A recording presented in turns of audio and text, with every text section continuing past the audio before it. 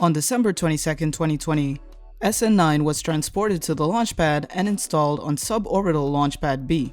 Just about a week later, on December 28th, SpaceX conducted an initial pressure test with SN9. And a day later, on December 29th, the team in Boca Chica moved forward with car-proof testing and tests of the reaction control system. Fast forward to January 6th, and SpaceX attempted the first 3-engine static fire test with SN9. However, that test was not a full-duration static fire test. A second static fire test is currently targeted for this week. Once the second static fire test proves successful, SpaceX is expected to rapidly move forward with the SN9 flight test to approximately 40,000 feet.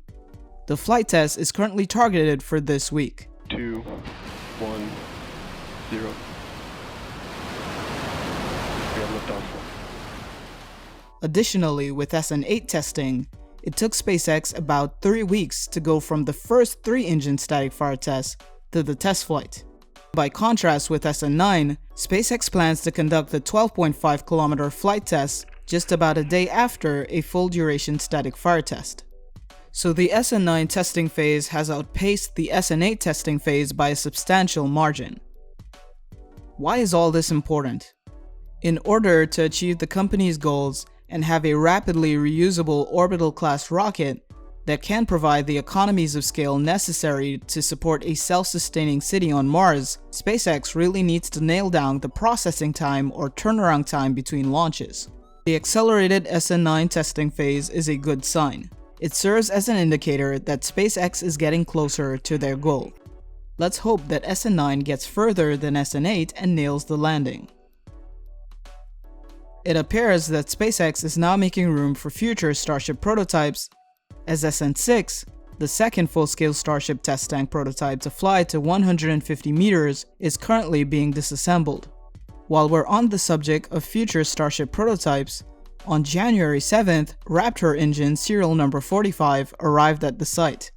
The engine is expected to support SN10 test flights. SN10 stacking is now complete, and SpaceX could potentially roll the vehicle to the launch pad for testing as soon as the SN9 test flight is complete. According to Elon, we could expect to see Starship prototypes stationed respectively at suborbital launch pad A and B within the next few weeks. Swift progress continues on other Starship prototypes. It now appears that a section that was previously thought to be SN12 is actually SN15. So it looks like SpaceX will not proceed in chronological order with Starship prototypes. After SN11, SN15. Elon has previously stated that major upgrades are slated for SN15 and onward. And in the past week, we've seen a lot of progress in terms of SN15. SpaceX has managed to create a totally inspiring and compelling vision of the future.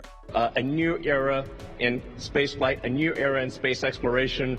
We're going to go to the moon, we're going to have a base on the moon, we're going to send people to Mars, and make life multiplanetary. Already for this year, we've heard talks of catching the Super Heavy booster with the launch tower arm, 2 Starships stationed at the launch pad simultaneously, and now we're onto futuristic restaurants and bars.